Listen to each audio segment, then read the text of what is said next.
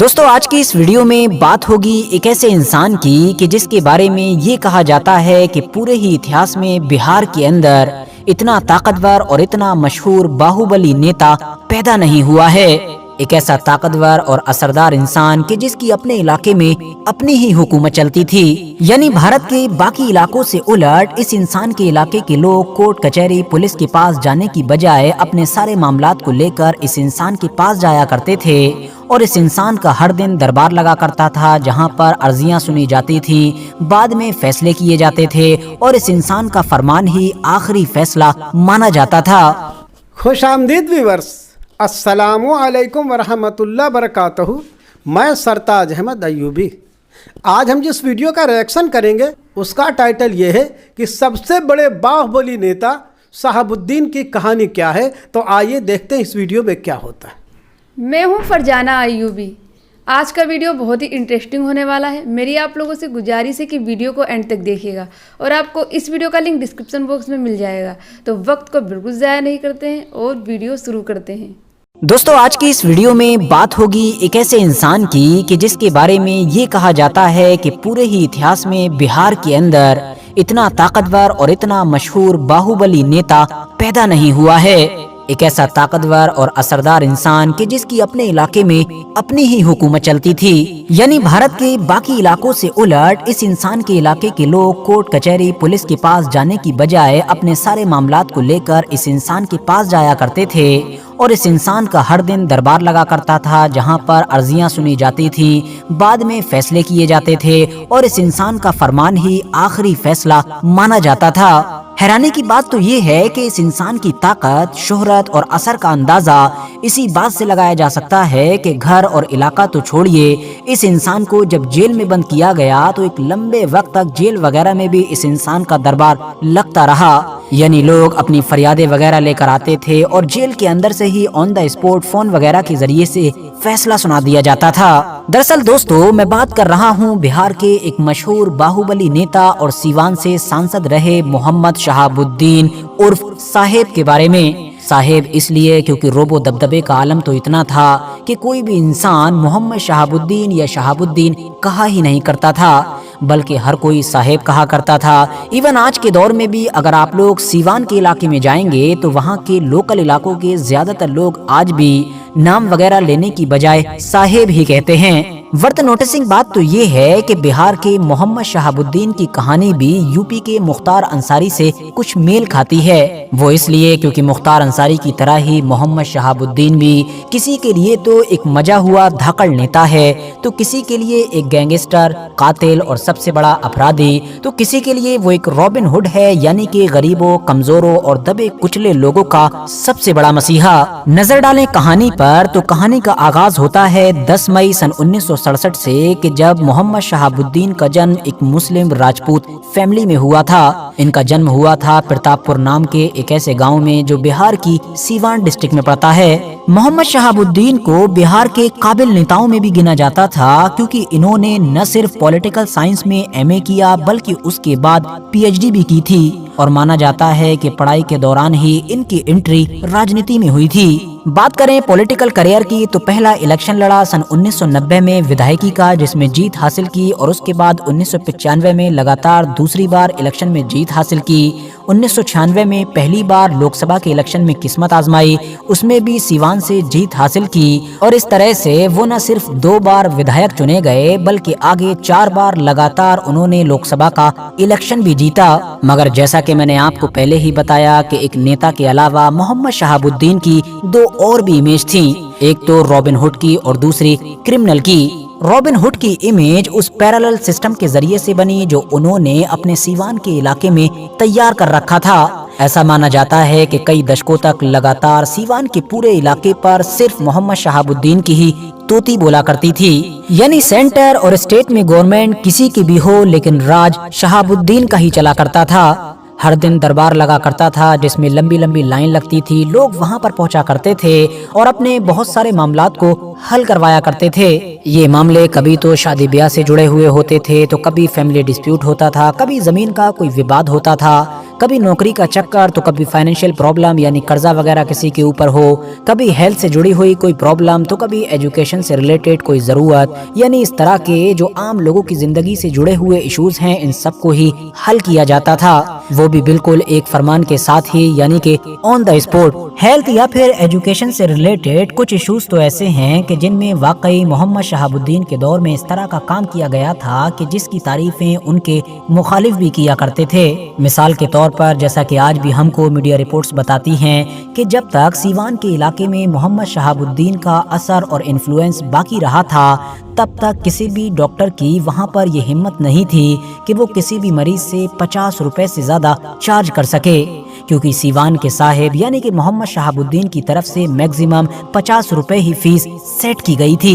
یہی وہ ساری چیزیں تھیں کہ جن کی وجہ سے شہاب الدین وہاں کے غریب اور کمزور طبقے میں نہ صرف حد سے زیادہ پاپولر ہو گئے بلکہ ایک مسیحا کے طور پر اپنی امیج بنانے میں بھی کامیاب رہے، اور اسی رابن ہوڈ کی امیج کا ہی نتیجہ تھا کہ لگاتار ہونے والے چناووں میں شہاب الدین کو کامیابیاں ملی، ایون جیل کے اندر سے بھی، اور اسی رابن ہوڈ کی امیج کا ہی اثر تھا کہ ایک کے بعد ایک لگاتار ہونے والے چناووں میں شہاب الدین کو کامیابیاں ملتی رہیں۔ مگر دوستو، پولیٹکس اور رابن ہوڈ کی امیج کے بعد اب نمبر آتا ہے کرائم کی دنیا کا، کیونکہ جس شہاب الدین کو ہزاروں یا پھر لاکھوں لوگ اپنا مسیحا مانا کرتے تھے، اسی شہاب الدین کے اوپر 1-2 نہیں بلکہ 30 سے بھی زیادہ کیسز درج تھے، جس میں سے 2 معاملوں میں تو کورٹ کی طرف سے عمر قید کی سزا تک سنا دی گئی تھی۔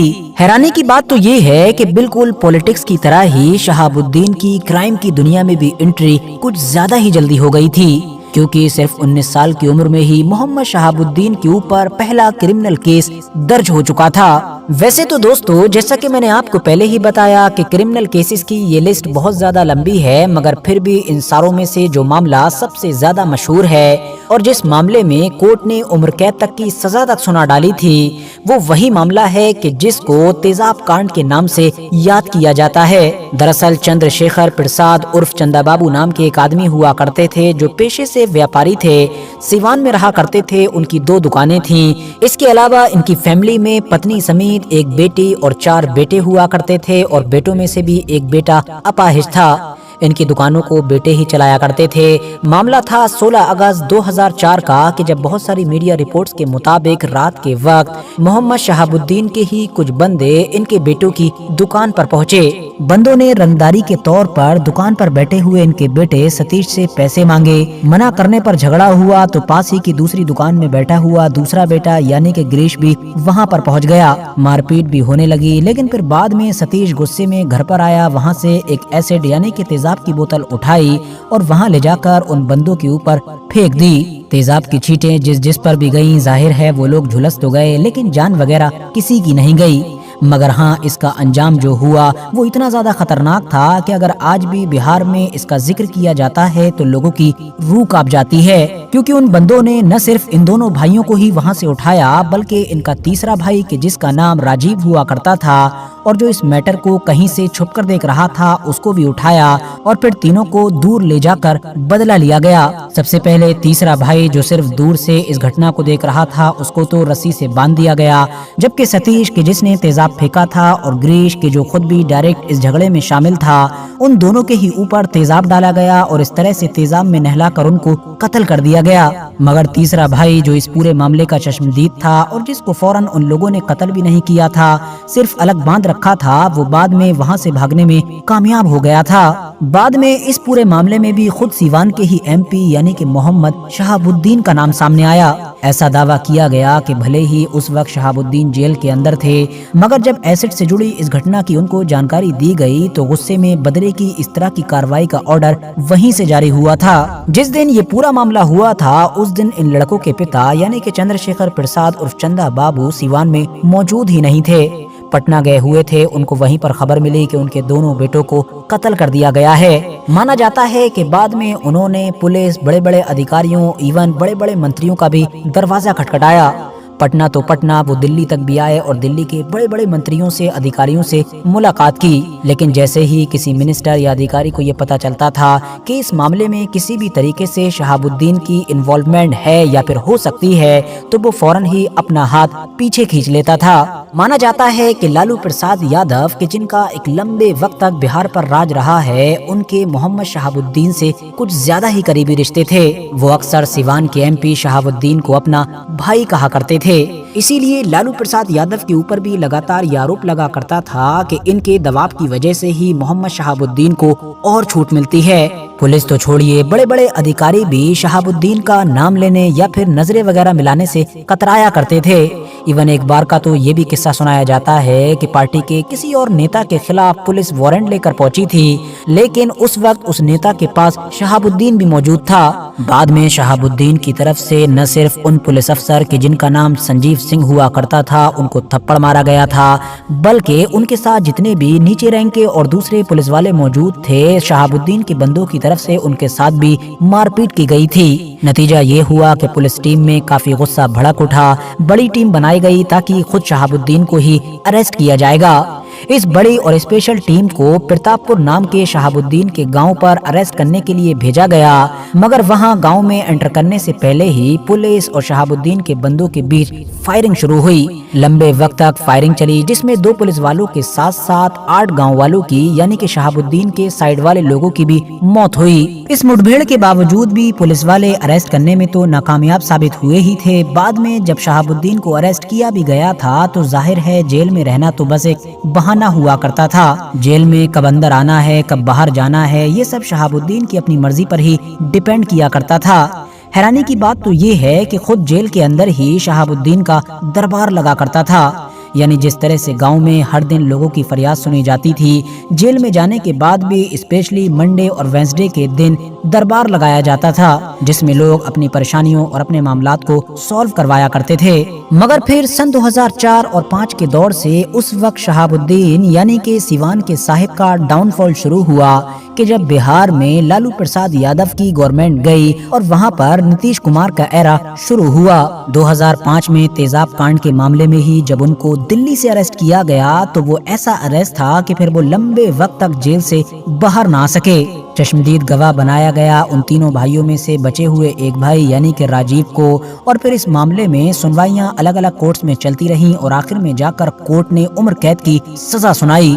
यहाँ पर आप लोगों को ये भी बताता चलूं कि जो तीसरा भाई राजीव था उसका भी सन 2014 में मर्डर हो गया था। मोहम्मद शहाबुद्दीन के पॉलिटिकल करियर पर भी स्टॉप उस वक्त लगा जब कोर्ट ने इनको इलेक्शन लड़ने के लिए डिस्क्वालीफाई कर दिया, मगर फिर इनकी पार्टी आरजेडी ने इनकी जगह पर 2009 के इलेक्शन में ही इनकी वाइफ यानी कि हिना शहाब को उतारा, लेकिन वो चुनावी नतीजों में कामयाबी हासिल न कर सकी। हिना शहाब ने 2009 के बाद 2014 और 2019 में भी चुनाव लड़ा, मगर इस बार भी उनको हार का ही सामना करना पड़ा।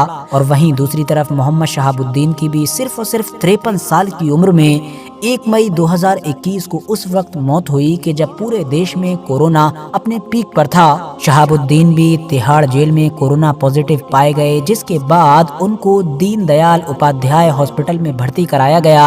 हालत बिगड़ने पर आईसीयू वगैरह में भी भेजा गया, मगर आखिर उनका वक्त पूरा हो चुका था। आज के इस वीडियो में ये बताया गया है और दिखाया गया है कि वो बिहार का सबसे बड़ा बाहुबली नेता मोहम्मद शहाबुद्दीन था।